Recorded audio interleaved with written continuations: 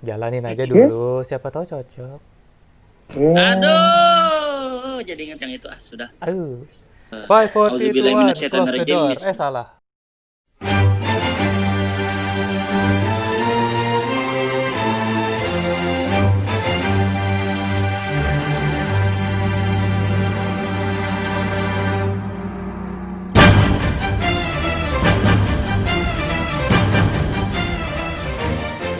Oke semuanya, ini siaran perdana kita nih.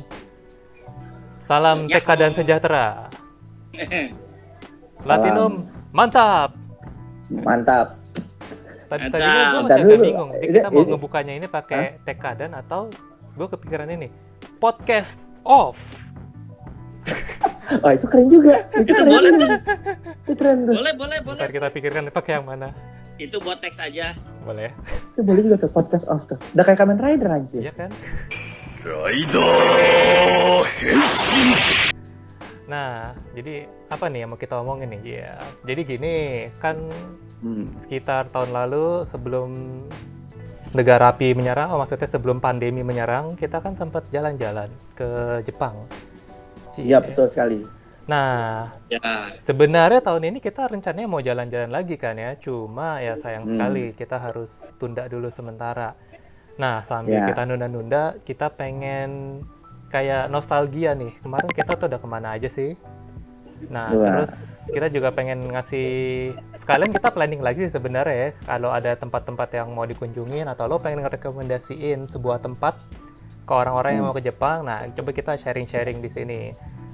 Kalian kita ngasih tahu alasannya kenapa, terus apa aja sih yang mau ditekenin di tempat itu, ada notes-notesnya apa, dan ya siapa tahu jadi informasi buat yang lain kalau mau ke sana. Betul. Oke. Nah, di sini udah hadir dua narasumber kita. Iya, narasumber. Narasumber. Bapak Ridwan Ismawan Aryana dan Bapak, gue cuma bacain teksnya doang, Mapoholix Nyankoi. Gue baru tahu nama belakang lu tuh Nyankoi seumur-umur, beneran Mapo? Enggak. Itu nama Google gue sebenarnya. Actually, kan ini beberapa kali. Gue tuh ingat kayak, kali. tau gak sih lo? Pas awal-awal kita bikin email tuh zaman-zaman masih Hotmail. Nama-nama email kita kan macam-macam tuh. Ingat banget dulu gue bikin Hotmail. Yoi. Hotmail pertama gue itu adalah Evangelion 01 test type at Hotmail. Gak apa-apa. Itu berkelas, men. Man of culture. Dan terus 2 tahun kemudian gue nggak ngerti gimana dihack orang. Oh iya, Hotmail gua apa kabar itu? Itu pasti dari Sele, men. Dari Sele itu. Gila, udah lama dari zaman pakai Friendster tuh. Friendster, anjir. Yang halaman depannya bisa bling-bling itu ya? Yoi. Bisa. Makin alay, makin kece. Alay banget lo, kayak gua aja dulu sama. Friendster, terus apa? MySpace. Nah, oke. Nanti kita ganti-gantian aja kali ya. Nah, boleh. Nih, kita mulai dari arah jarum jam. Nah, kebetulan di arah layar gua, jarum jamnya itu di Bapak Ridwan. Hai. Nah. Apaan? Jadi selamat Anda mendapatkan gacha yang pertama. Lo share duluan. Oke, Wan. Gimana, Wan? Lo kapan sih ke Jepang? Terus apa aja sih tempat yang lo paling rekomendasiin buat kita semua? Ke Jepang. Kemarin waktu 2 tahun lalu ya, gua ke Jepang. Harusnya gua bareng sama kalian ya. Tapi ada suatu hal yang ya udahlah ya. Jadinya tahun depan kita nggak ada politik di sini, Wan. Sorry, Wan. Nggak ada. Santai. Hashtag udah cukup ya. Ya, tapi itu gue bersyukur loh kan. Kenapa? Lah, kok? Oh, nggak apa-apa, kesalahan teknis. Oke. DC. Nanti kita akan nyambung lagi ke Mako. Jadi gini, tapi gue bersyukur loh, gue ke Jepang jatuhnya kan sendirian ya. Udah muncul lagi. Ya, sorry. Lo sendirian ke situ ya? Gue jatuhnya awal sendirian, kan 10 hari. Jadi setelah gue di Tokyo, gue bareng sama Mako. Oh iya, gue ingat lo awalnya kan mau bareng kita, cuma nggak bisa. Akhirnya lo pergi sendirian tahun depannya. Oke. Iya. Nah. Dan tahun depannya itu gue kejadiannya nyaris sama kayak Ridwan. Nyaris gagal. Kan gue nyari gak berangkat, kan harusnya kan gak berangkat. Yang berangkat itulah lo ya, yang sampai lo minta gue printin tiket apa? Air Asia. Ya. Nah, lanjut.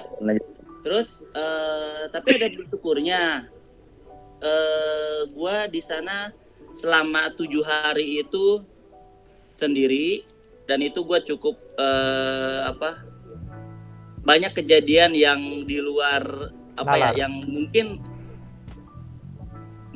lucu sih. Jadi untuk pertama kali dalam sejarah hidup gue ditepok sama polisi bandara di Jepang. Waduh. Kan gue bilang juga lo kalau bawa linting kan tuh hati-hati. Gue kagak bawa linting, gue bawa alat cuy. Tuh, alat men. Nggak. Jadi mungkin awalnya gara-gara gue ngejar kereta kali ya, karena kan rute gue kan turun di Haneda. Jadi gue ngejar kereta Shinkansen ke Shin Osaka, dan gue berangkatnya dari Shinagawa karena itu terdekat dari Haneda. Ya, dari Haneda tuh paling dekat. Nah, tapi kan gue kan harus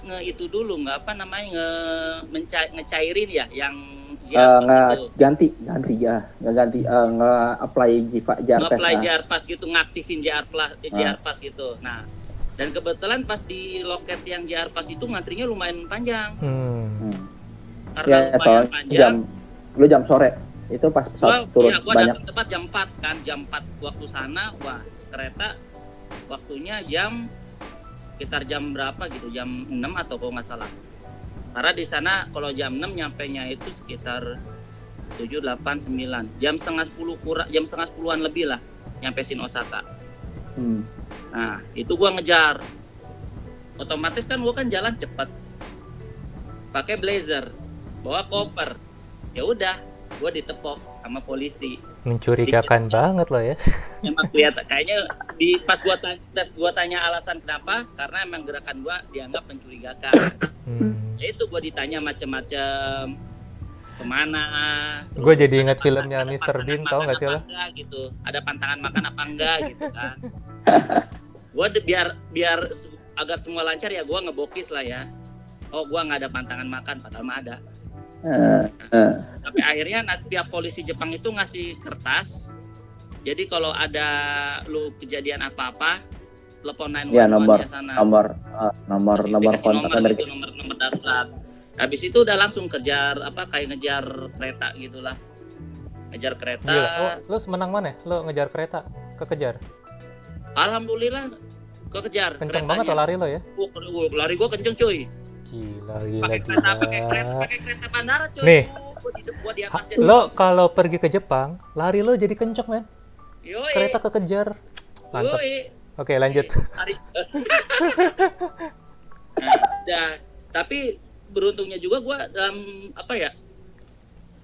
selama gue sendiri di Jepang itu ya dan itu juga gue pertama kalinya gue homestay. Itu pengalaman buat gue sih, buat pribadi gue itu cukup berarti lah. Pertama kalinya gue homestay, nginep di rumah orang Jepang, dan gue tahu lingkungan rumah orang kayak sisi rumah orang Jepang tuh kayak gimana gitu. Dan itu di Hiroshima. Okay. Nah, pas gue kan turun di Shin Osaka nih, di Shin Osaka gue nginep di hostel gitu. Itu cukup recommended, yacht hostel Shin Osaka itu. Oh iya, gue tahu tuh. Gue nginep di situ. Dan itu gue datangnya itu sekitar jam 10:30-11an, untungnya masih dibuka. Dan gue masih sempat mandi, karena kamar mandinya itu ditutup jam 11. Setelah jam 11 lu nggak bisa mandi. Pokoknya semua ditutup. Nah, di situ gue nginep semalam. Nah, kalau lo masih mandi, ditutup, lo nggak bisa keluar dong? Ya harusnya kayaknya, ya secara logika nggak bisa dong harusnya. Tapi nggak sama kejadian. Tapi sebelum itu gue di stasiun Shin Osaka tuh gue mesen kereta dulu buat ke Hiroshima. Nah, karena ke Hiroshima pun dari Shin Osaka ke Hiroshima tuh mending kalau mau cepet ya naik Shinkansen, dan untungnya kan karena masih ada JR Pass ya pakai aja. Gitu, sampai di Hiroshima gue nginep di teman gue orang Jepang, Mako juga kenal. Di situ gue jalan-jalan, pokoknya di daerah rumahnya dia tuh itu emang gimana ya? Kalau orang nganggap lu mau cari yang tradisional itu di Kyoto, oke, good. Tapi tempat yang kayak gitu bukan cuma di Kyoto. Itu tempatnya teman gua itu tradisionalnya masih kental, masih oke lah. Gua banyak foto-foto gua banyak motret di situ dan ya gua share di Instagram, di SNS gua lah. Itu tempatnya masih tradisionalnya masih ada dan kebetulan pas gua di sana itu lagi ada festival sake. Jadi gua di sana ya icip-icip sake. Karena di daerah rumahnya dia itu kalau nggak salah ada 9 pabrik sake grade A. Itu emang diakui sama pemerintah Jepangnya sendiri. Nah, di rumahnya temen gue itu juga gue disuruh nyicip juga kan. 9 sake itu nyicip satu-satu dan suruh milih mana yang paling enak. Ya, gue mana tahu coy. Gue mana tahu. Okay. Nah di situ di Hiroshima pun ada tempat-tempat yang bagus. Kayak apa? Monumen bom atom itu, komplek bom atom. Awalnya gue kira itu tuh cuma satu komplek kecil doang, ternyata itu gede loh, seharian cukup. Lu ngelilingin itu full seharian pun nggak cukup, karena di sana tuh banyak monumen-monumen yang peringatannya tuh banyak banget. Ada monumen anak-anak, ada monumen orang Korea yang tinggal di Jepang, itu ada monumennya, sama ada bangunan museumnya juga. Dan jujur gue sempet dibilang tersentuh, pasti tersentuh sih ya. Karena di sana ada barang-barang peninggalan masa bom atom itu, kayak sepeda-sepedahan yang kena efek radiasinya bom atom, terus ada baju bocah. Yang lebih gua tersentuh itu ada diari cewek gadis Jepang.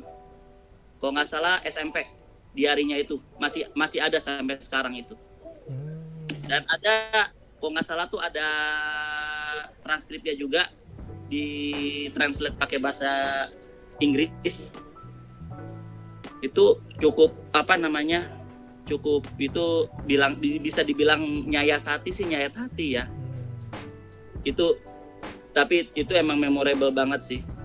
Dan satu lagi ya, saran gua kalau lu mau ke komplek Hiroshima jangan setengah hari, mending seharian full.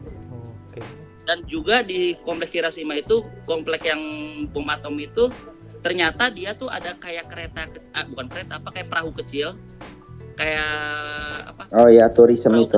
Buat turis itu bisa langsung ke Miyajima Island. Langsung ke Miyajima Island. Itu emang harganya gue lupa harganya berapa, yang pasti ya kalau buat gue sih itu harganya mahal. Terus gue jalan-jalan juga kan di sekitar Hiroshima, dan gue bersyukur kenapa gue ke Hiroshima.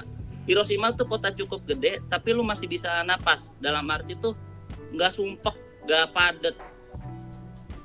Hiroshima tuh serius. Dan di sana pun gue sekali dalam seumur hidup tuh gue nyobain yang namanya tram. Karena di Tokyo gue nggak tahu ada tram. Setelah gue di Tokyo gue nggak nemu tram. Gue nemu tram itu di Hiroshima sama di Sapporo. Nah dari Hiroshima tuh ya gue diajak jalan-jalan sampai gue ke kafenya yang ngisi soundtracknya Pocari Sweat, Denep. Gue main ke kafenya juga karena diundang sama mereka. Lalu ke Miyajima Island juga itu recommended place banget. Buat lo yang biasanya lihat foto-foto yang berbau Jepang yang kuil di tengah laut, nah itu tepatnya di Miyajima Island, Itsukushima namanya. Tapi sayangnya pas gua kesana lautnya lagi surut. Jadi kita masih bisa masuk ke sana, masih bisa ngolongin si gate-nya itulah. Karena masih surkol, tapi ya kata teman gue ini bagusnya tuh kalau emang lagi pasang. Kalau lagi pasang tuh kalau buat foto tuh ajib banget. Di situ terus banyak gue sempat main ke, bisa dibilang itu mallnya Hiroshima. Oke lah. Ya jalan-jalan ya kayak orang biasa gitu. Terus habis itu dari situ gue ke Osaka dulu. Osaka semalam buat pengen ngerasain yang namanya Glico itu gimana sih? Glico billboard itu. Gue pengen lihat gimana gitu. Yang di Dotonbori kan. Karena kan selama ini kan emang gue pengen banget ke situ, itu target salah satu goal gue untuk ke Osaka. Itu kayak Dan ini ya, ada gambar orang Ya, buat yang yang gambar belum Giko itu. lihat, kita coba gambarin. Itu kayak di belakang itu kan kayak ada lampu-lampu, terus ada gambar orang Iya. kayak patung selamat datang gitu kan. Iya, Iya. betul. Nah, itu Betul. emang kayaknya itu kayak apa ya? Kayak landmark kayak Osaka banget ya. Lo kalau ke Osaka Lebih atau tepatnya ngeliat landmarknya, salah satu landmarknya Osaka selain Osaka iya, juga. benar. Soalnya kalau di gua di anime juga pasti lo sering ngeliat juga ada gambar itu satu atau dua lah. Iya Tapi sih, emang BTW tuh ada cerita ikonik lucu gue banget di sih. situ. Wah, kenapa tuh? Itu cerita bisa dibilang agak malu-maluin juga sih. Jadi gue lagi jalan sambil ngerekam, tiba-tiba gue jatuh kan di bawah pinggirnya, di pinggir jembatannya itu, di pinggir kalinya itu. Gue jatuh, GoPro gue action cam gue hampir kecemplung. Waduh. Dan itu untungnya selamat ya. Yang lebih gue agak konyolnya lagi adalah diliatin sama dede-dede SMP. Ya. Jatuhnya kayak jatuh baby metal gitu loh, yang si siapa Moa ya jatuhnya. Oh. Gitu. Itu hal bisa gue bilang itu tensin sih, tapi ya nggak apa-apa lah, itu buat pengalaman juga lah. Terus mereka gimana? Tapi- Pura-pura nggak lihat atau Nani? Kayak cengengesan gitu, ngeliatin terus cengengesan. Ya nggak apa-apa lah, Terus- seenggaknya lo di notice. Ya seenggaknya di notice, dan Jadi itu tujuan emang lo. salah satu keasikannya ketika lu jalan sendiri. Ternyata dia Apa? skimmer. Wah anjir. Itu salah satu tips ya. Kalau lo pengen diperhatiin dede JK, lo nggak nemu cara, udah lo jatuh aja. Iya, Seenggaknya diliatin juga ya. dan mereka senyum sama lo. Wah, ide bagus sih. terima kasih tipsnya Iya. saudara Ridwan. Nah, Jangan coba ini di rumah ya.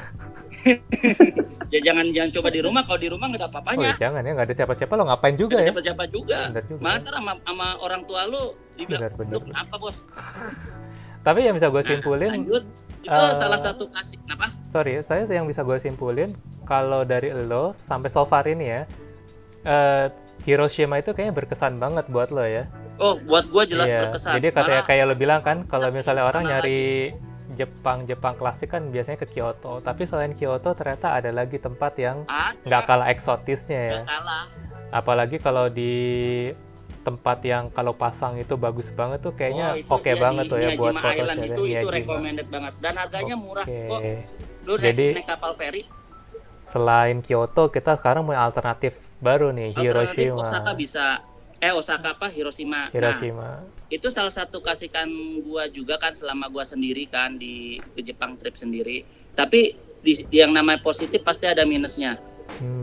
Minusnya adalah ini tergantung orang juga sih. Kalau orangnya emang menikmati kesunyian itu bukan minus ya. Tapi kalau buat gua sih ini minusnya apa?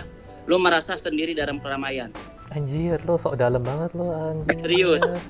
Lo nggak sekalian ngopi di sore-sore? Osaka itu banyak yang bareng sama temen, kayak turis-turis gitu, foto bareng, ada yang pacaran, ada yang pelukan sampai ya maaf ya sampai kissing juga. Sedangkan lu sendiri gitu sambil jalan gitu, lu lihat kiri kanan. Ya itu buat gue sih itu minusnya ya. Tapi ya balik lagi ke masing-masing personal juga. Nih kalau saran dari temen gue di saat seperti itu lo harus bawa NDS men. Ya itu bisa alternatif sih, NDS, PSP, macem-macem lah. Tapi Gue gue tahu bisa ngakalin. Ngakalinnya tuh gue nge-live Facebook. Jadi kalau gue nge-live Facebook, sengaja gue ada temennya lah ya. Temen di dunia yang tidak nyata di dunia di sosial media gitu kan. Situ ada kejadian lucu juga. Jadi gue ada yang minta tolong foto sama gue. Ngomongnya pakai bahasa Inggris. Intinya kayak bilang minta foto gitu. Oke, gue fotoin chat. Oke, this. Wah, thank you. Oke. Gue tanya kan, lu dari mana? Where do you come from? I'm from Indonesia. Gue langsung tepok jidat di situ. Alah Indonesia. tetangga ternyata men. Oh, Indonesianya di mana Mbak? Gue gituin aja langsung. Ya, Mas bisa bahasa Indonesia? Saya orang Indonesia. Oh, pantas saya kira bukan orang Indonesia. Emang Mbaknya, emang Masnya, emang saya kira orang mana Mbak? Oh, saya kira orang Filipina. Mamam kalau dibilang orang Filipina. Gue udah duga lo pasti ini jangan-jangan dikira Pinoy. Iya, itu bener kira Filipin. Ya emang ada potongannya juga sih. Ya, makanya. Kalau aja pas kita Tapi pertama mending sih daripada kali bilang orang India. kita bukan ketemu di Jakarta, mungkin gue nganggap lo Pinoy juga kali ya. Makanya. Nah di situ gue kan cuma semalam tuh ketemu sama temen gue kan, sama temen gue ya satu fandom di hari terakhir itu, jadi ngobrol bareng. Akhirnya dia juga balik nganterin gue ke stasiun Namba. Dari stasiun Namba kan dia gue naik rapid ke Bandara Kix, karena habis itu next tripnya itu ke Sapporo.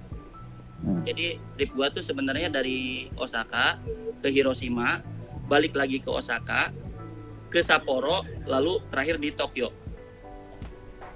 Itu pas lagi jalan mau ke Kix, itu gua blunder ya. Blundernya itu adalah paspor sama jar pas gua ketinggalan di stasiun Namba. Dan itu pas kereta terakhir dan flight terakhir ke Sapporo, jam terakhir. Otomatis kan gue nggak mungkin kekejar lagi, gue balik lagi kan ke stasiun Namba, gue ngambil paspor sama jar pas gue. Di sini nilai positifnya Jepang, lu kehilangan barang nggak diumpetin, ama nggak diduitin. Kalau lu emang hilang barang, lu ke informasi pasti ada. Tapi tergantung situasi juga. Tapi biasanya sih langsung diamanin sama mereka. Gitu. Untung banget ya. Makanya untung banget. Di situ ya alhasil kan gue sempat mikir apa gue langsung dari Itami aja kali berangkat ya. Tapi kalau dari Itami ya jatuhnya gambling juga. Ada juga nih pesawat malam All Nippon anak. Tapi sekali jalan 2 juta. Wah nggak deh. Sekali jalan 2 juta. Gue nggak ada duit. Ya udah akhirnya gue pikir ya udah gue nginep di airport di Kix. Waktu itu gue nggak tahu kalau di Kix itu ada tempat penginapan yang maksudnya orang-orang pada nginep itu, yang nginep di ruang tunggu gitu. Gue nggak tahu. Nah akhirnya gue nginep di hotel kapsul yang di sana namanya First Cabin, dan itu hotel termurah di Kix itu. Walaupun yang sebenarnya nggak murah, tapi itu termurah. Karena di situ ya lu dijamin sih. Nah, gua sukanya di First Cabin ini adalah lu dibangunin, coy. Jadi lu bakal ditanya besok lu penerbangan jam berapa, penerbangan kemana dan jam berapa. Kalau domestik nanti mereka bakal nyaranin, wah lu mesti bangun jam sekian. Kalau nggak salah 2 jam sebelum 2 jam sebelum keberangkatan lu harus bangun. Jadi gua putusin, udah gua bangunin 3 jam sebelum keberangkatan biar aman juga kan, karena ada waktu mandi dan lain-lain sama packing.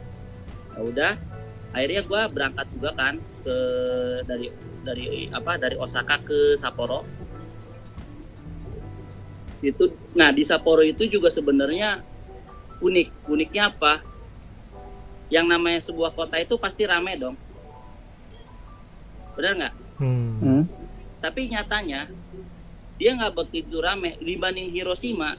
Sapporo itu lebih sepi. Tapi itu di atasnya, itu di permukaan tanah. Di bawah tanah itu benar-benar rame. Itu uniknya yang gue suka Sapporo itu. Kalau di atas tanah ya sepi. Tapi kalau di bawah tanah, kenapa? Karena di bawah tanah itu dia ada tunnel.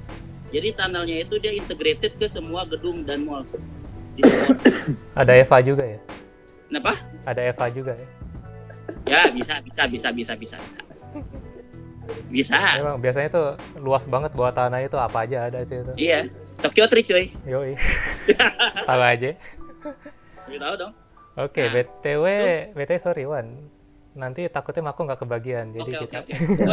Gua sampai Sapporo dulu deh, karena emang cerita gua sendiri itu cuma sampai Sapporo. Oke. Oh, udah di Tokyo tuh gua udah bareng sama Mak. Yang paling menarik apa di Sapporo? Sapporo paling menarik museum apa ya, kayak bekas gedung pemerintahannya Hokkaido. Dia kayak museum, dan itu emang landmarknya Sapporo. Tapi bukan museum, kayak museum. Emang museum. Oke. Sama satu lagi Sapporo Beer Museum itu juga. Oke, itu lo recommended banget ya buat dikunjungi. Itu recommended. Oke. Kalau lu pengen nyoba Sapporo bir yang non alkohol, di situ ada. Oke. Bir peletok ya? Dan sama kayak Shibuyanya Hokkaido itu namanya Susukino, itu juga recommended. Oke. Sama ini Odori Park. Odori Park tuh tempat yang biasanya kalau tiap winter itu suka ada pameran es, festival es di situ. Sapporo TV Tower sama Odori Park. Summer ada nggak? Wah, gua nggak tahu deh kalau summer. Nggak ada kayaknya ya. Nggak ada. Tapi gua di situ di Sapporo gua nemu sakura tuh di Sapporo, karena di Tokyo udah nggak ada waktu itu. Oke. Gua sih cuma Sapporo cuma segitu aja sih. Oke, thank you. Soalnya kalau udah di Tokyo tuh udah bareng sama Mako. Nah, oke, thank you Wan. Mantap banget rekomendasinya dari Hiroshima, nyambung ke Sapporo, ada Osaka juga. Ntar kita kasih detailsnya ya di bagian mana ya? Kayaknya sih komen sih.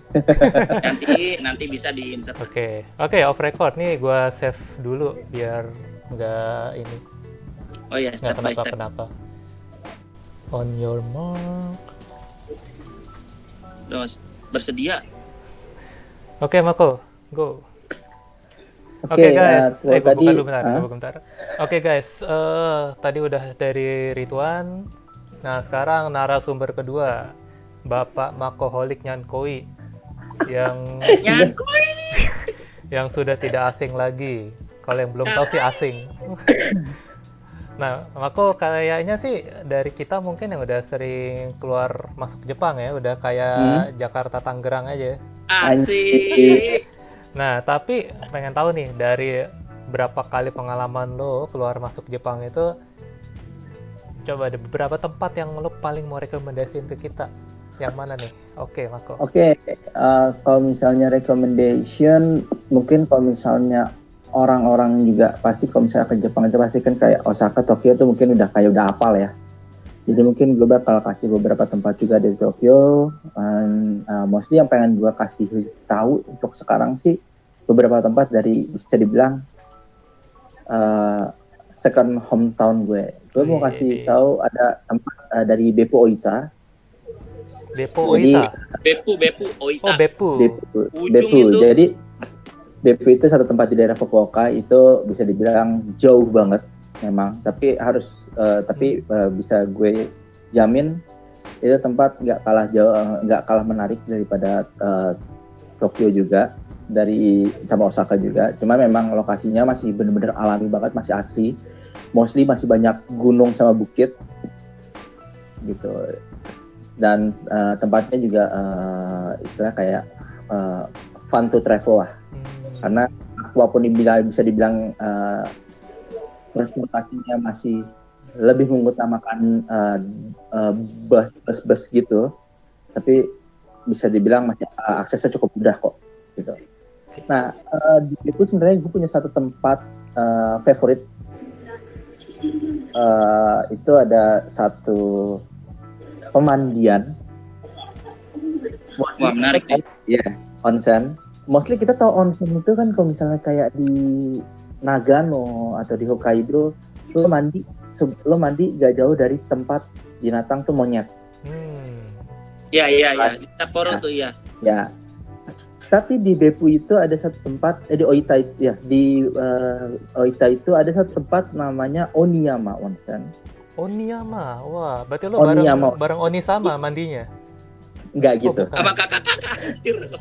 Enggak gitu. Sama setan. Enggak juga. Nah, orang mikirnya gitu ya. Oniyama, wah gunung setan nih. Berarti lo terkenalnya mandi sama setan. Gitu kan? Atau lo nya setan? Dong.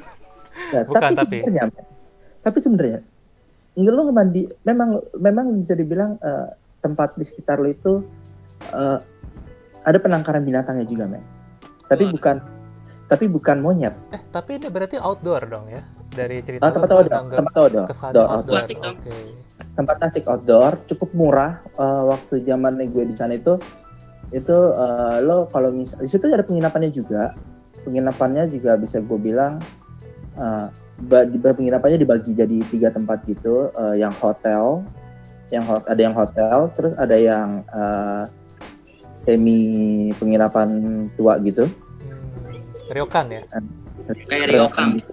ryokan gitu, terus ada yang full satu ryokan, jadi kayak satu rumah besar gitu, itu bisa buat kapasitas 10 ke atas, 10, 12, 13, 15 orang kayak gue lupa. Oke.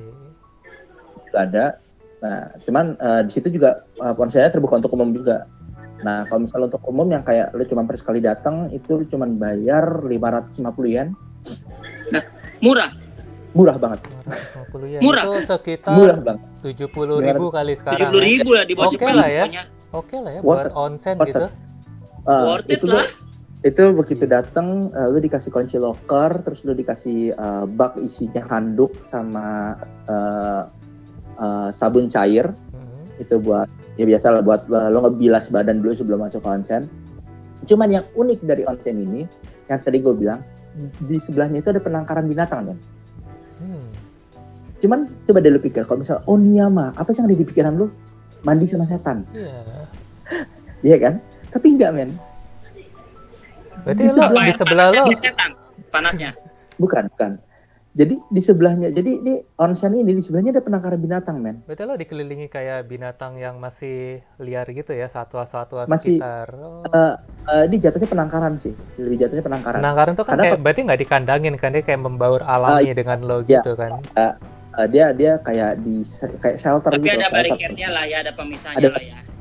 Ada bariket. Karena kalau itu nggak ada bariket, matilah kita semua. Oh itu benar-benar Itu bagus, binatang binatang apa? itu ya, satwa aslinya ya. Yes. Lo tau nggak binatang apaan? Macan. Bukan. Apa? Harimau. Rusa, bukan. Bukan. Apa men?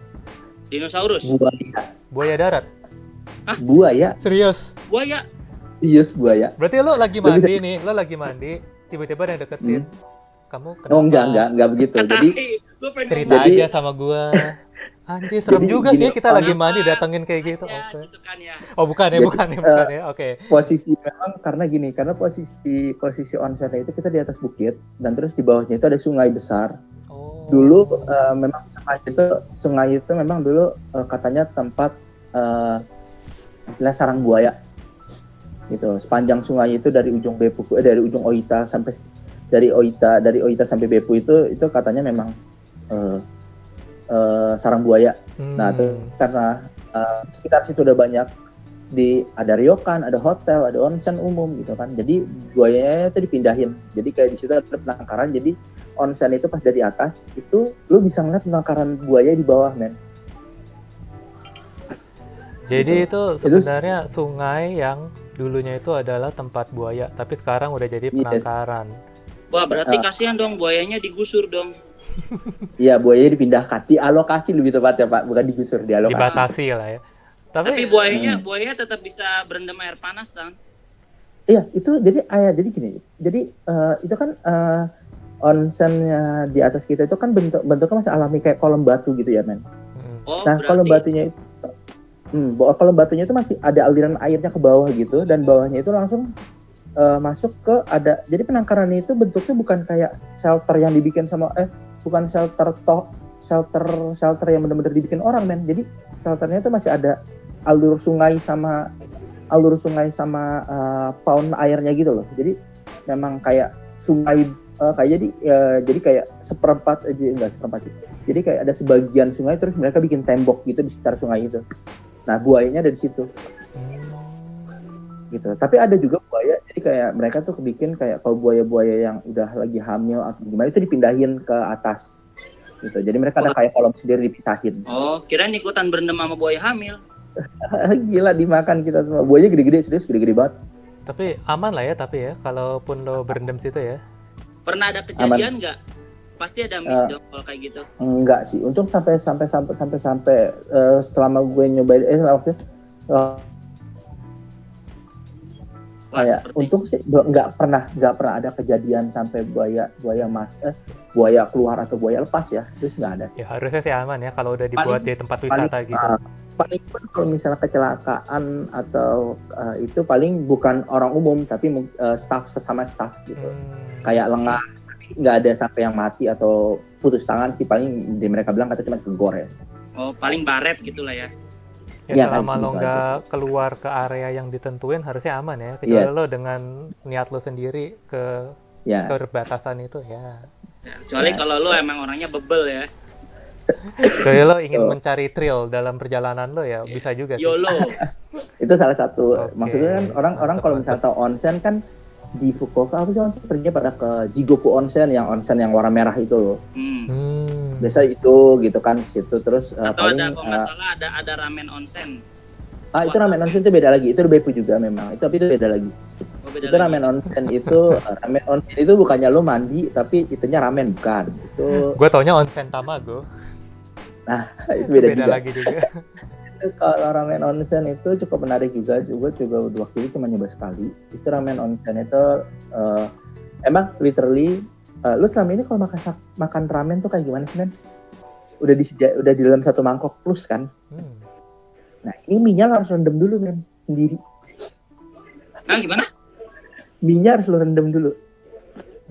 Jadi, lu bakal dikasih satu baki, itu isinya air mendidih panas. Bukan dikasih baki. Jadi kayak, ini meja lo, men. Tapi meja lo tuh di depannya ada baki, gitu. Kayak hotpot gitu. Nah, lu cuma dikasih mie udah jadi, tapi harus direbus tetap. Nah, mie-nya tuh lo rebus sendiri, men. Jadi kayak lo mengonsenkan ramen lo sendiri. Nah,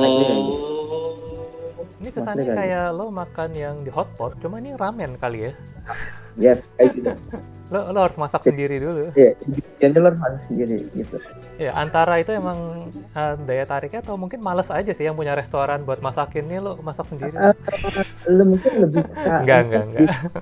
Experience aja sih kayaknya.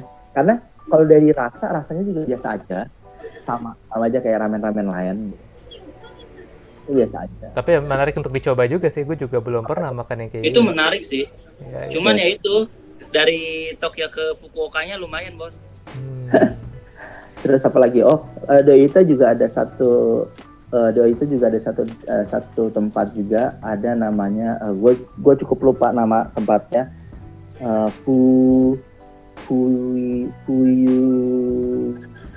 Fuyunari Village apa Fuyunori Village, gue lupa. Tapi dia kayak satu village, jadi kayak satu komplek gitu.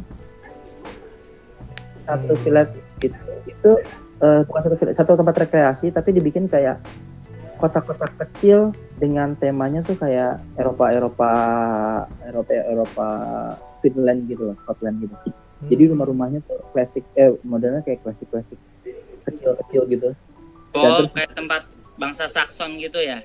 Yes, jadi kayak semi Skotlandia gitu kan, Scottish gitu kan. Banyak Eropa lama gitu. Itu emang asli penduduknya kayak gitu rumahnya ya, bukan kayak theme park gitu, bukan ya? Emang asli? Enggak, itu jatuhnya ke theme park gitu sih, men. Soalnya beberapa rumah di situ ternyata juga di Airbnb, jadi lu bisa sewa untuk nginep juga. Cukup unik karena di dalamnya gitu, ya lu tau lah orang Jepang kayak gimana kan. Mereka mencoba untuk membuat sesuatu yang menjadi Eropa tapi dengan sentuhan tetap Jepangnya ada. Itu gue pernah dengar juga, Huistenbosch bukan namanya? Bukan. Kalau Huistenbosch itu bukan daerah kita deh. Itu masih. Soalnya Huistenbosch itu dia sama. Dia tipikal kayak lu bikin Venesia tapi di Jepang. Iya, itu kurang lebih kayak gitu. Cuman masalah kalau Huistenbosch itu dia lebih kayak lo satu komplek ya, besar gitu. Iya, dia sekomplek ya. Dia lebih kayak village memang satu tanah besar terus dibangun desa seperti itu. Gitu. Itu rivalnya Tokyo Disney sama USG itu salah satunya. Ya. Itu kalau itu salah satu, itu tempat, itu village itu gue juga cuma pernah kunjung itu 2 kali. Itu tempatnya cukup menyenangkan. Dan terus tempat favorit gue pada saat musim panas di Oita ada namanya Rakuten Park. Tempat ini bisa gue masa gini, di Beppu itu nggak banyak tempat rekreasi ya selain onsen. Jadi namanya theme park itu adalah sesuatu yang sangat menyenangkan. Apalagi theme parknya juga masuk satu tempat sama kolam renang dan rekreasi lain. Paketan ya dia. Paketan. Tapi yang gue suka adalah kolam renangnya, men. Dia untuk sekelas lo masuk sebuah taman rekreasi dengan harga di bawah 1.000 yen, catat 1.000 yen Di bawah 1.000 murah dong. Di bawah 1.000 yen dengan kolam berenang. Lebih murah dari Dufan, men. Lebih murah jauh, Cir. Jauh loh. Oh, gue lupa. Itu untuk mahasiswa ya. Ya. Tapi untuk umumnya juga nggak jauh. Iya. 2.000 yen. Recommended banget ya kayaknya ya kalau lo ke Beppu. Boleh lah itu. Kalau ada rezeki buat kesana. Itu zaman itu untuk yang Beppu. Kalau misalnya untuk di Tokyo kayaknya udah banyak banget tempat yang kayak orang-orang sering datang. Paling Red Brick House itu di Yokohama, itu tempat bagus buat foto. Mungkin orang juga udah banyak yang kesana juga kali ya. Itu free of charge karena emang tempatnya tempat umum. Tapi literally tempatnya ada di seaside port gitu, di dekat pelabuhan. Dan itu jadi kayak lo mau foto tema apapun di situ bisa masuk sih gitu. Tapi recommended gue kalau misalnya emang lo pengen foto di Red Brick itu adalah satu pagi hari, foto dari sekitar jam 8 sampai jam 10 karena biasanya dari jam 10 itu udah rame banget. Itu jam 8 sampai 10 atau lo mau malam karena malam itu lampu di sekitar situ juga di sekitar gedung-gedung dan di arah ke arah lawan dari seaside-nya itu juga udah dinyalain daerah-daerah industrialnya. Itu kelihatan keren banget. Jadi kayak lo foto tuh kayak agak bisa, jadi di situ lo bisa foto kayak tema steampunk gitu karena gedung Red Brick itu benar-benar gedung yang dibangun pakai bata, men. Jadi masih old school sekali. Itu keren lah. Gitu. Biasa sih kalau malam, cuman masalah kalau malam biasa di situ banyak orang yang foto mobil, foto motor atau anak-anak mobil kumpul gitu aja sih. Itu jadi kalau misalnya malam paling ya kalau misalnya lagi untung bagus kalau misalnya foto di situ kosong, tapi kebanyakan mostly biasa orang malam tuh pada foto di situ ngumpul-ngumpul anak-anak komunitas gitu sih. Ada anak-anak dance juga kadang-kadang. Terus tempat terakhir yang mau gue kasih tahu adalah ini bukan tempat rekreasi sih, lebih tempatnya. Si Ridwan juga tahu tempat ini karena kemarin gue ajak dia kemari. Tempat itu.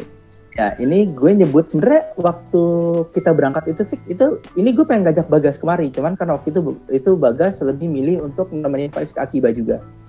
Jadi ya udah gue ngalah. Dan terus waktu itu juga Bagas waktu mau gue ajak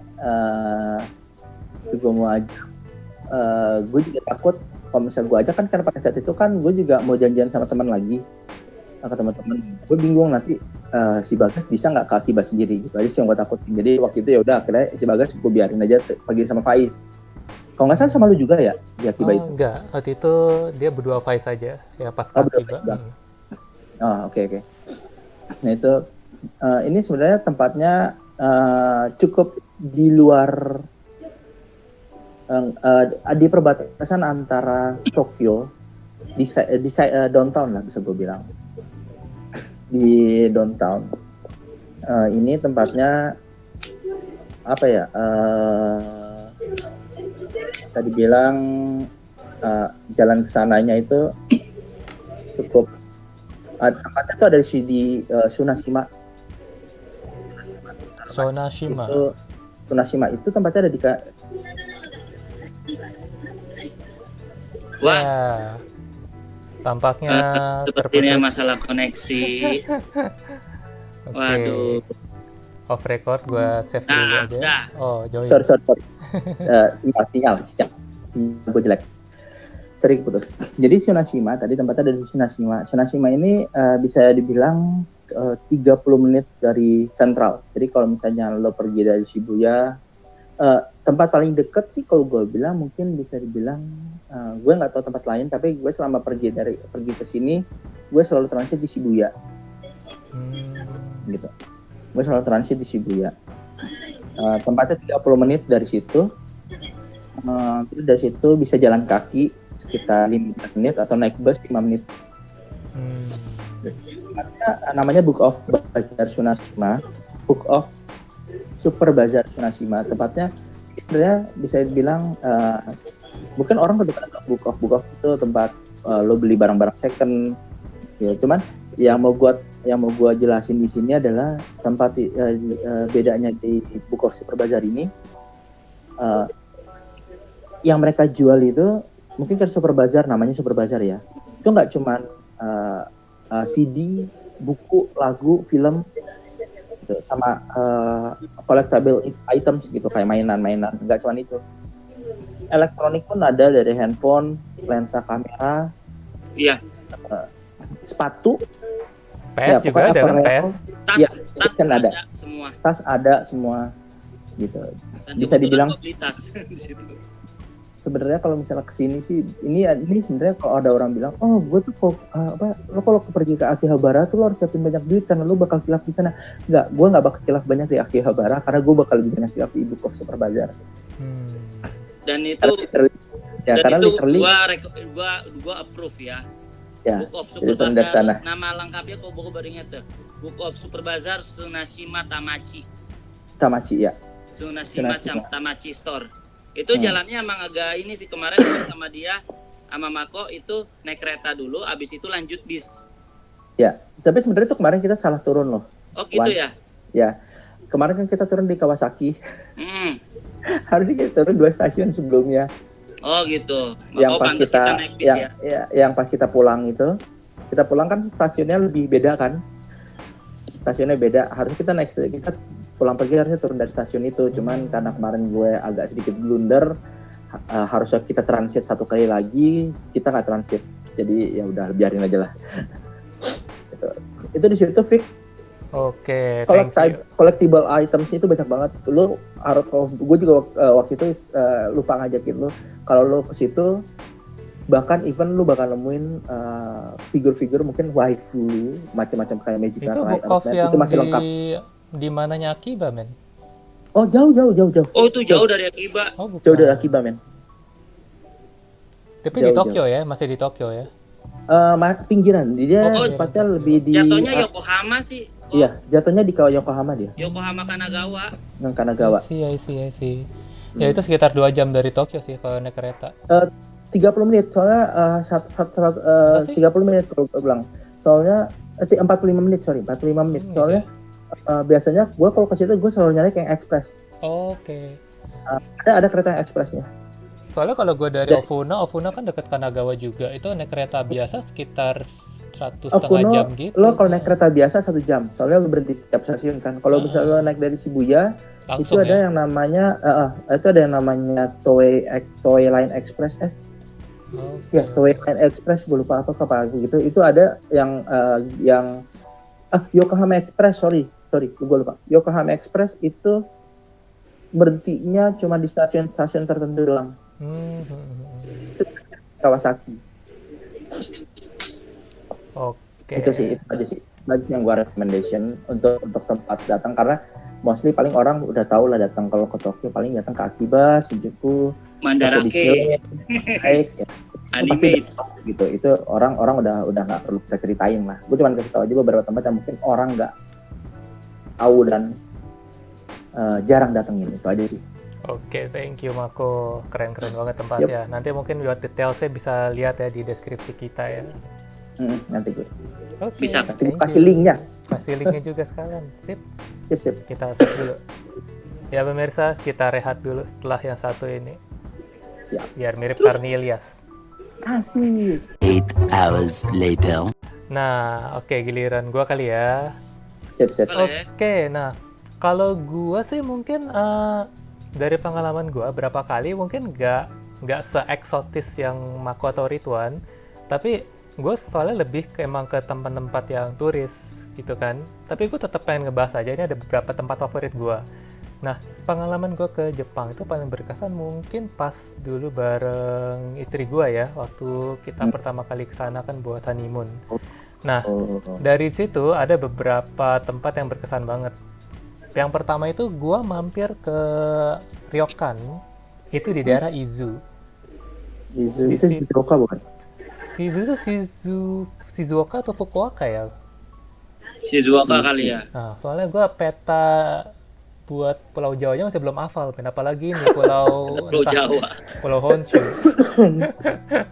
Ntar coba gue buka-buka Google Geografi lagi. Tapi yang pasti gue inget itu nama kotanya Izu. Izu. Nah itu kayak di pinggir laut gitu. Nah kita ke sana itu sebenarnya udah mulai masuk winter sih ya, sekitar November akhir gitu. Nah jadi emang nggak terlalu rame karena katanya itu emang ramenya itu di summer. Tapi tetap oke, karena pas gua masuk ke ryokan ya, itu namanya kalau lo bisa Google, nanti gua kasih juga detailnya, namanya Yokikan. Itu ternyata udah lama banget, itu sekitar katanya ya hampir 100 tahun. Wow. Wah, Tapi gedungnya masih bagus gitu. Tapi gedungnya masih bagus karena begitu lo masuk itu kayak masih bersih lah ya, tertata. Tipikal kayak onsen, lo ada masuk kamar, kamarnya itu kayak panjang ke belakang. Panjang ke belakang. Betul, nah terus kayak ada pintu geser, ada ruang tengahnya, Wah, ada ruang tatami belakangnya. Nah, tatami, mantap banget. Dan ternyata lo bisa sampai banyak orang masuk situ, Len. Kayaknya sih 4 orang juga masih oke. Dan harganya juga nggak terlalu itu, kayaknya nggak sampai 17.000 ya kalau nggak salah ya. Apa Per mungkin malam? karena obsession juga, obsession ya per malam, bukan fixation. Tapi menurutku cukup oke. Karena lo juga 17.000 dapat, masih murah lah. ya karena Murah selain lo dapat Dikit nginep di kamar, lo dapat onsennya juga, lo juga dapat set kayak dinner gitu, tapi dia full course. Yang itu tuh kayak Full course-nya itu dapat dinner doang atau dinner sama breakfast, man? ada yang versi breakfast juga, cuma gue option di dinnernya aja, karena gue kayaknya breakfast nggak terlalu macam-macam makannya kan. Nah itu 2 meja itu makanannya banyak banget, men. Gue aja sampai susah ngabisin, dan itu kayak worth banget. Boleh disimpan. Disimpan. Nah itu di Yokikan nanti di itu. marking aja itu di Betul. marking tuh bagus. Nah itu cocok Buat juga. kedepannya kalau gua mau honeymoon. Mantap. Harus rencanain sekarang. Kayak niat itu udah setengah perjuangan, men. Niat aja Betul, dulu betul. kata Tokopedia. Kita aminin aja dulu. Aminin aja. Nah yang oke-nya kenapa? Karena di situ gua sih ngerasa suasana onsennya dapet banget, dan itu ada jam-jamnya. Jadi ada jam yang buat yang keluarga itu bisa mix, terus ada juga jam-jam yang sendiri.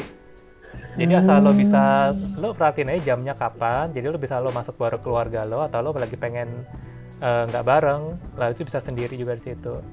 Nah itu oke banget. Betul juga ya? Nah itu tempat pertama. Yang kedua,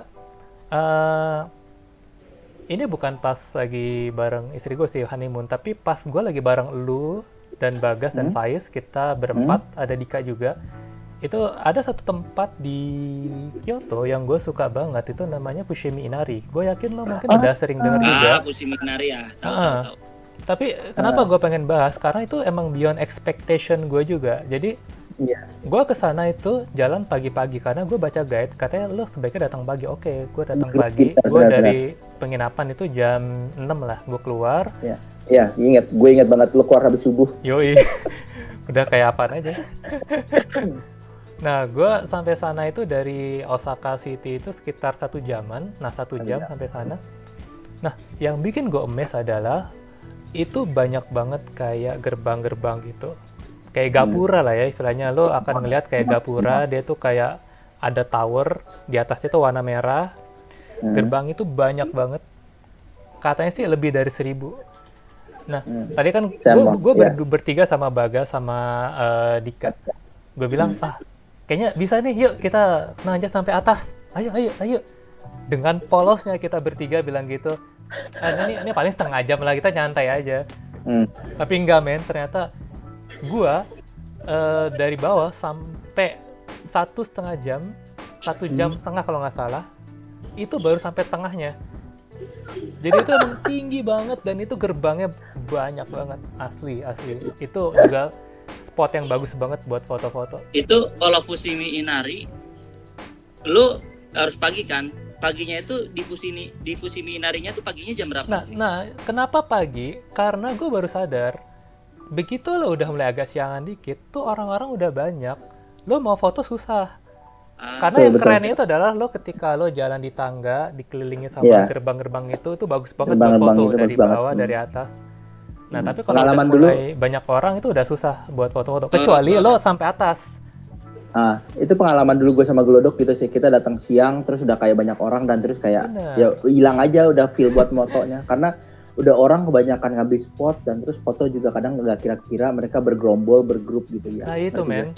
Itu paginya jam berapa kira-kira pas di sana? Gue saranin lo sampai sana kurang dari jam 7.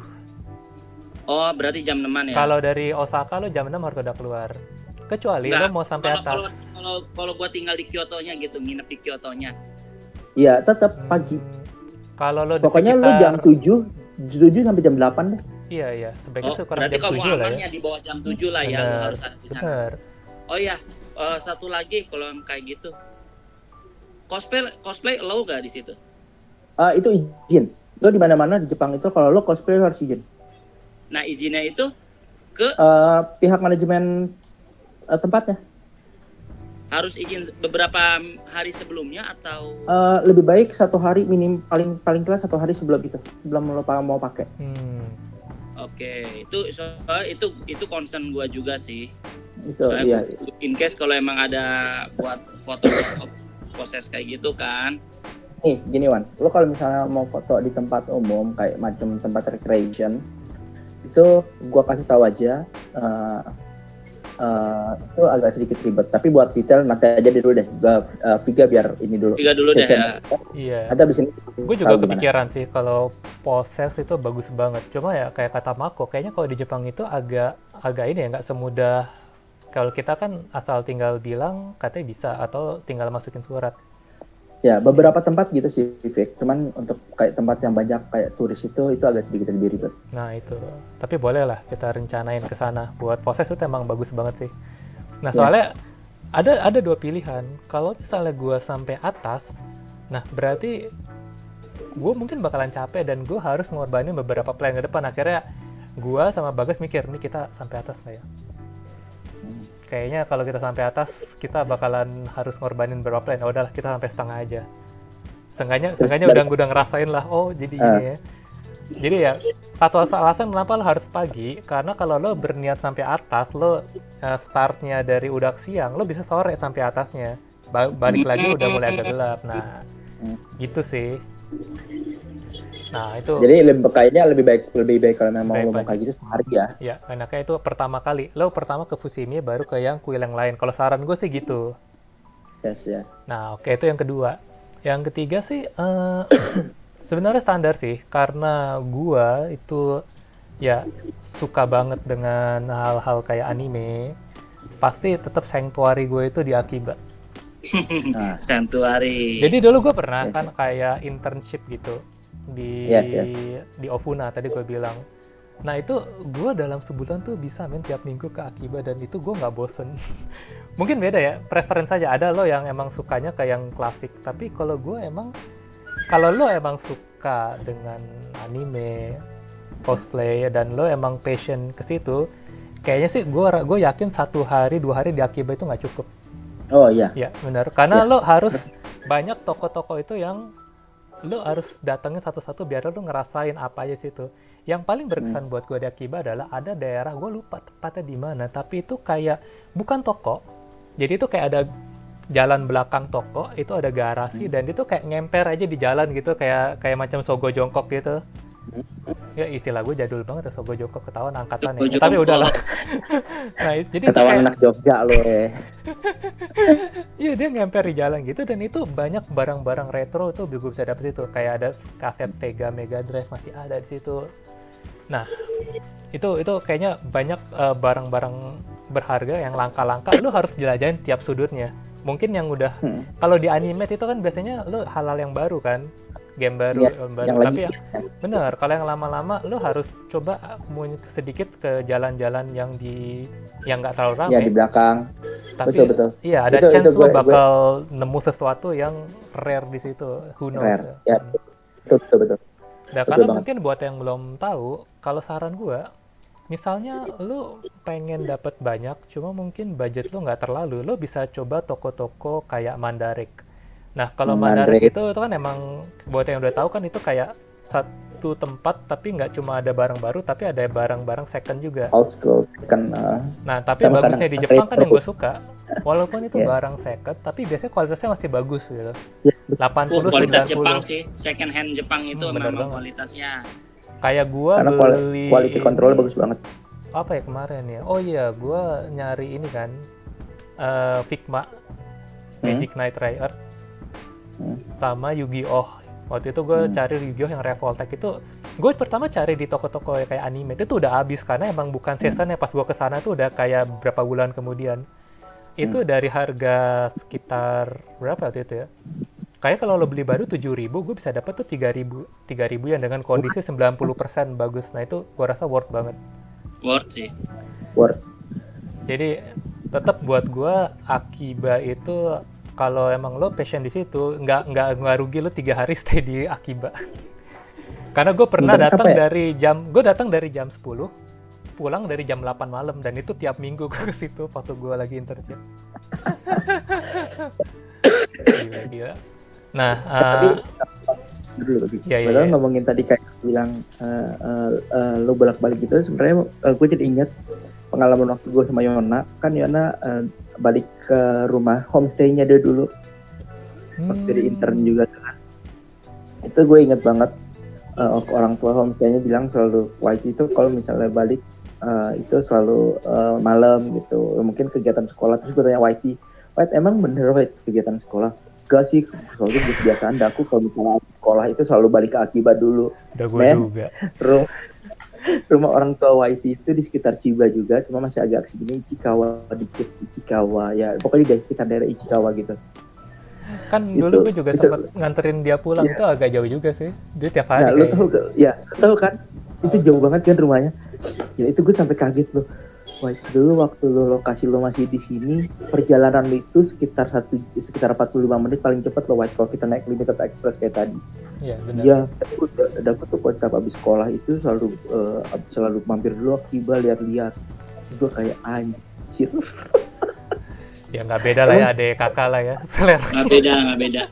Satu kali kereta sih bener sih, fix 1 kali kereta, cuma tetap aja itu kan jauh gitu maksudnya. Jauh men, waktu itu gue sempat nganterin dia, itu emang lumayan agak ini sih, lama sih keretanya. Ya, tapi emang itu gue bener. bilang sih, kalau emang lo emang udah passion tuh pasti lo jalanin aja. Iya, betul sih, betul. Karena ada satu lagi, itu kan yang mungkin kita udah pada tahu ya, kalau di Tokyo Akiba, kalau di Osaka Denden Town. Nah itu kayak apa ya? Kayak tempat Holy Land-nya keduanya lah ya, setelah Akiba itu Denden Town. Denden Town itu mirip Akiba juga, cuma dia ada di Osaka dan terus tempatnya nggak sebesar Akiba sih, dia cuma satu jalan. Tapi ya tetap dia tuh ada beberapa blok yang setiap blok itu lo kok jalanin juga sehari nggak cukup juga sih gue, karena waktu di sana gue tuh bisa ya nggak tiap minggu juga, tapi tiap 2 minggu sekali gue kesana dan gue selalu menemukan hal baru di situ. Sampai gue mau curhat nih. Tadi lo bilang kan lo dapet Figma-nya Magic Knight Rare ya. Gue sampai sekarang nggak pernah dapet, kesel gue. Itu men. Makanya begitu ada itu kayaknya worth banget, itu harus diperjuangin. Serius, itu gue nggak pernah dapet itu Figma satu. Sorry. Enggak men. Sorry, yang gue beli kan Yu-Gi-Oh, ada Magic Knight 1 di situ. Oke, ini penyesalan gue juga ternyata. Besoknya gue mau beli, gue masih galau beli nggak, gue mau cari dulu itu dijual dengan harga 3.000 yen. Gue besoknya ke sana udah habis. And yes, itu penyesalan gue. Itu penyesalan sih. Men. Ya men, harus lo ambil Magic Knight dulu dari Yu-Gi-Oh. Yu-Gi-Oh itu lo masih bisa cari tempat lain. Magic Knight itu banyak yang nyari kan. Ya, waktu itu gue nemu murah juga di Book Off, itu harganya cuma sekitar 4.100. Dan gak lo ambil juga men? Waktu itu gue telat di kayak gue nggak lihat itu barang ada di situ, terus gue udah bayar, terus gue masih keliling-keliling, terus kayak aduh ada Hikaru Shido, gue bilang kan aduh, terus gue buka dompet, wah duit gue nggak cukup waktu itu, tinggal 2.200. Ya udah besok gue balik situ men. I feel you man. Karena gue mikirnya gini, dulu itu gue kesana itu dia belum lama rilis, jadi masih sekitar berapa 1-2 bulan. Gue pikir ini masih baru, jadi gue rasa aman lah. Nah, Yu-Gi-Oh itu emang udah beberapa bulan lalu dan gue masuk ke Animate dan toko-toko yang baru juga udah nggak ada juga ya. Gue pikir, oke ini dulu gue ambil. Tek. Gue udah 3 hari waktu itu gue di Akiba. Hari terakhir, oke lah, nggak nemu lagi, gue ambil deh. Ini nggak ada. Dan terus yang paling parahnya lagi, Fik, itu waktu itu Figma itu digumpetin Fik, di belakang Fik. Jadi gue pindah di paling belakang. Gue juga kadang-kadang gitu sih, men. Gila, udah diompetin pun masih ketahuan ya. Masih ketahuan luar. Gila, itu digumpetin di belakang banget ya. Waktu itu gue ingat banget. Itu sampai gue pindahin tempatnya. Jadi waktu itu tempatnya ada di Magicnya itu tempatnya waktu itu sama Figmanya kayak SAO lagi. Ya pokoknya Figma Idolmaster dan tetap banyak gitu. Itu gue pindahin ke belakang Figmanya Precure. Tapi masih Karena tercium. Karena orang kan pasti mikir, karena gue lihat ini Precure kayaknya nggak ada yang nyentuh nih. Jadi nggak mungkin ada yang ngobek-ngobek Precure gitu kan.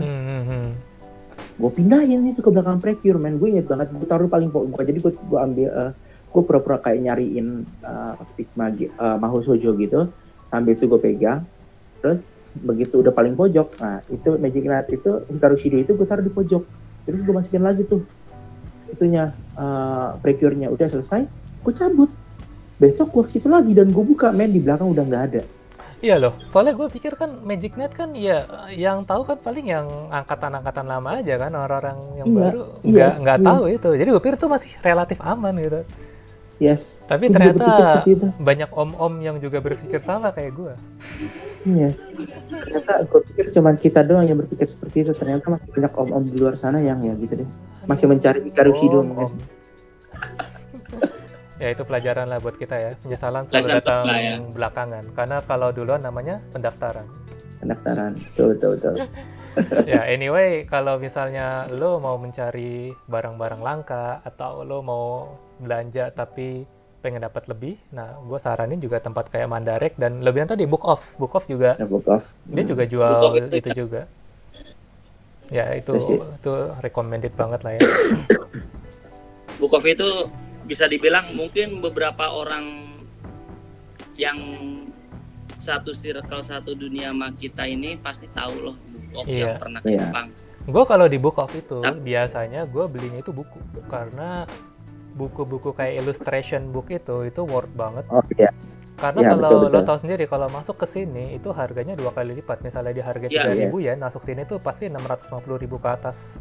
Yes. Nah, sedangkan kalau di Book Off itu bener-bener kualitasnya tuh bener kayak baru. Ya paling misalnya nih, gua waktu itu beli Love Life kalau nggak salah kan artbooknya. Ya paling ya CD-nya udah nggak ada. Kan kalau lo beli CD itu ada kayak kupon yang bisa lo tukar dengan gacha. Iya. Ya paling itunya nggak ada, tapi sisanya benar-benar mulus. Jadi seakan-akan dia tuh beli cuma buat ngambil CD-nya doang, itu tuh udah ditaruh lagi, stikernya doang. Sama kayak itu yang CD AKB gitu, yang cuma ngambil tiket handshake-nya doang. Sama sedikit. Hati-hati ngomong KB, ada sepuhnya di sini, legend. Enggak, bukan. Oh, bukan. Tapi sedikit ini ya, confession juga. Photobook idol yang gue punya, mostly itu gue belinya dia dari Bob Hoffman. Jadi, ngerti banget. Dan terus kayak beberapa teman gue yang udah, kalau dulu gue sering gathering itu kan gue selalu bawa tuh fotobook itu, terus kayak, wah kok ini lo beli baru ya, CD-nya masih ada, posternya masih ada. Terus gue kayak, enggak men, ini semua bener gue beli second, karena beberapa yang wah ada yang masuk lagi. There's a new challenger. Passwordnya. Lanjut dulu deh. Tapi temennya gitu, akhirnya kayak beberapa orang terus kayak, lo beli baru ya kok? Enggak, ini gue beli second. Tapi kok masih ada CD-nya, masih ada posternya? Gue bilang, karena gue menemukan tempat yang kalau lo beli barang second itu ya, mereka paling cuma ngambil kayak kupon handshake, kupon meet and greet, atau ya semacam jenis gitu. Iya benar loh, bahkan posternya masih ada loh. Mereka cuma ngambil doang. Iya, masih. Nah, dan ada satu PB gue yang cukup gue beruntung banget. Gue ada PB-nya Kono Asami, itu posternya yang desain gue dapetnya. Itu gue laki banget. Oke. Itu gue laki banget. itu posternya desain sama dia. Ini ada Bapak Faiz nih. Mungkin Bapak Faiz mau Kedengeran nggak? coba. Iya. Is. Ya mungkin sebentar, gue juga confession juga. Oh iya. Benar, gue ngerti banget. Lucunya juga dulu gue ngoleksi kan kayak fotobook dan bahkan majalah kayak lo beli Animax atau Megami Magazine itu edisi Januari. Lo tuh tunggu aja dulu, jangan buru-buru beli di toko buku. 3 bulan, 3 bulan ya. Gak sampai seminggu itu biasanya udah ada di situ. Emang sih kalau yang baru cepet-cepetan beneran. Harganya 1.200 yen, gue beli cuma 400 yen. Yes. Yang hilang apa? Ya itu gue bilang paling stiker ada apa tuh hilang. Cuma posternya masih intact di situ. Dan gue nggak bohong itu tiap bulan itu pendapatan majalah gue dari situ semua. Sampai pas gue udah mau balik ke Indo, gue harus ngorbanin beberapa karena banyak banget main gue beli sampai segini dan itu nggak mungkin gue bawa pulang. Itu berat banget. Nah, tapi gimana caranya? Akhirnya gue jual lagi ke Book Off-nya. Ya, itu salah satu apa ya, trik survive kok kata teman-teman gue yang besar. Jadi ibaratnya lo beli bukunya 400 yen, lo bisa jual lagi itu sekitar 25 sampai 50 yen, which is worth banget lah. Gue ngurangin mod, tapi gue bisa dapat cash lagi. Ya, dapat cuan Lumayan. Cuan tetap. Nah, sama itu. Gue juga ini beberapa yang kaset yang gue beli juga itu kan sebagian dari Book Off ya. Dan kenapa gue beli Book Off, alasannya Book Off ya itu CD single gitu kan rate-nya harga biasa kalau Grace itu berapa ya? Paling 3.000 yen ya. Ya, single itu single 3.000, 15.000 lah. 1.500. Nah, gue dapetinnya itu kalau di Book Off itu 500 yen. Ya, benar, 500, 100 yen kadang-kadang.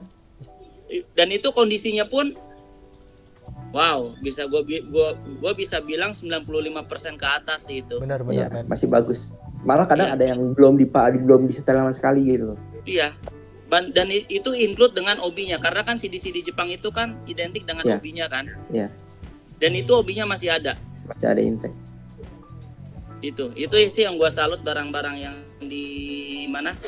Di Book Off. Dan gue juga kemarin beli tas juga loh. Maka juga tahu gue beli tas.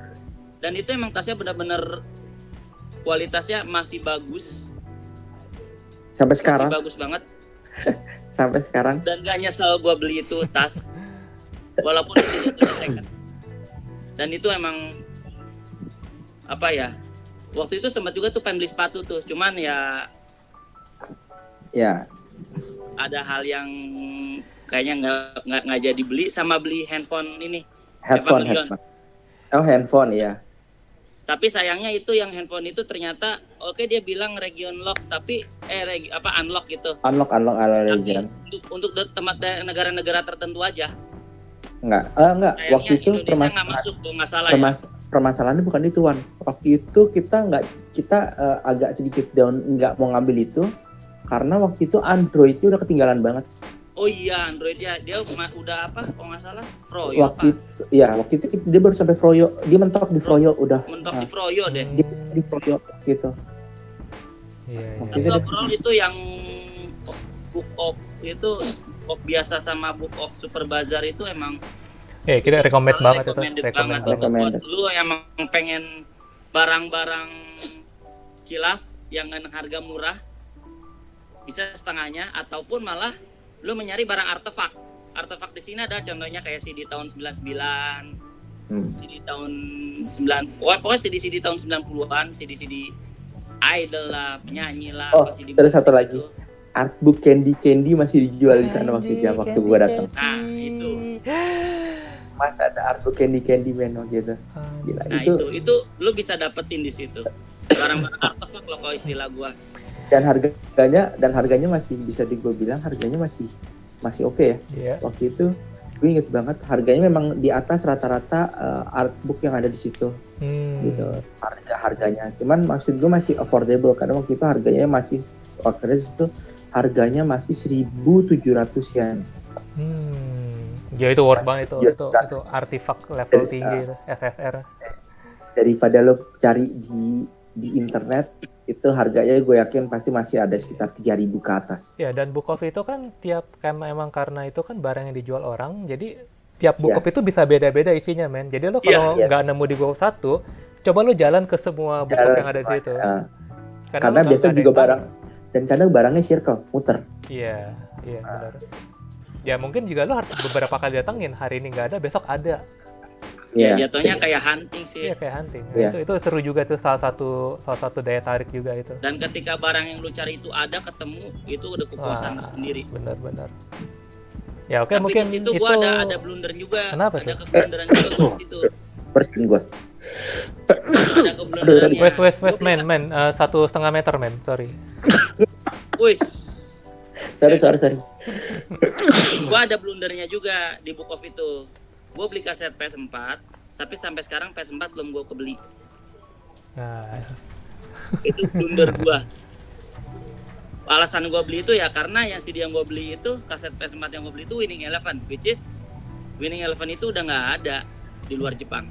Ya, kita harus itu juga sih, kadang-kadang yang kita beli belum tentu kompatibel. Kayak gue juga pernah beli PS3 di sana, ternyata nggak kompatibel sama mesin gue, nggak bisa gue main. Begitu ya. Tapi nggak apa-apa, gue belum coba sih. Tetap collector edition. Itu belum gue coba, makanya gue ada rencana pengen jual lagi. Nggak, PS3, karena waktu itu gini, Fik. Karena PS3, waktu zamannya PS3 masih region lock, Fik. Iya, bener banget. Tapi gue mikir juga, kalau gue nggak beli sekarang, karena itu yang gue suka, ya udahlah, buat collectible item juga tetap worth juga. Iya, betul. Ya mungkin kalau dari gue itu dulu. Pokoknya intinya, pertama gue rekomen itu di Izu. Ada ryokan namanya Yokikan, itu worth banget dan nggak mahal menurut gue, dan lo bisa dapet pelayanannya oke banget dan makanannya enak banget. Yang kedua ya Fushimi Inari. Kalau lo suka jalan, apalagi yang kayak agak fisik itu, naik-naik ke atas, nah itu gue saranin situ tuh bagus banget, buat foto-foto juga bagus, tapi mendingan pagi. Supaya apa? Supaya nggak banyak orang, dan lo kalau mau naik sampai ke atas juga masih bisa ada sempat waktunya buat ke tempat lain lagi. Yang ketiga ya tetap Akiba sama Dendenton, itu satu paket sebenarnya. Kalau lo emang suka anime, lo harus sempetin waktu ke situ, dan mungkin gak cukup sehari, bisa 2-3 hari bahkan lebih. Dan dia dua ini plus kalau lo suka ngumpulin barang-barang artefak atau figur dengan harga miring atau juga artbook, lo harus mengunjungin Book of. Karena di situ lo mungkin bakal menemukan harta karun. Harta karun ya? Iya, harta karun. Oke guys, mungkin sampai untuk episode pertama ini di sini dulu. Tapi untuk kedepannya ya tungguin aja, kita juga bakal bahas hal-hal yang lebih menarik lagi. Sisi-sisi lain bisa juga kayak gaya hidup atau biaya tadi juga, hidup. Gua tadinya pengen nge-share juga kan beberapa tempat gua waktu nginep di sana. Ya benar, kita juga belum bahas tuh maksudnya tuh kayak tempat penginapan yang menarik. Iya, itu kayak banyak gitu. banget. Mungkin tadi gua pikir-pikir mending itu dibuat di segmen selanjutnya aja. Betul. Masih banyak penginapan lagi. Itu juga banyak. Karena di situ gua yakin kalian punya banyak cerita. Gua juga ada punya lumayan cerita. Oh iya, sampai yang memalukan pun ada. Yang do not try this at Japan itu juga banyak banget. Makanya itu ya. Rituan ada. Gue percaya Rituan ada. Tadi ada Faiz sih, tadi gue mau ngomongin soal itu tuh tadi tuh yang do not try this-nya. Tapi oke lah, kita simpen. Karena itu melibatkan dia juga.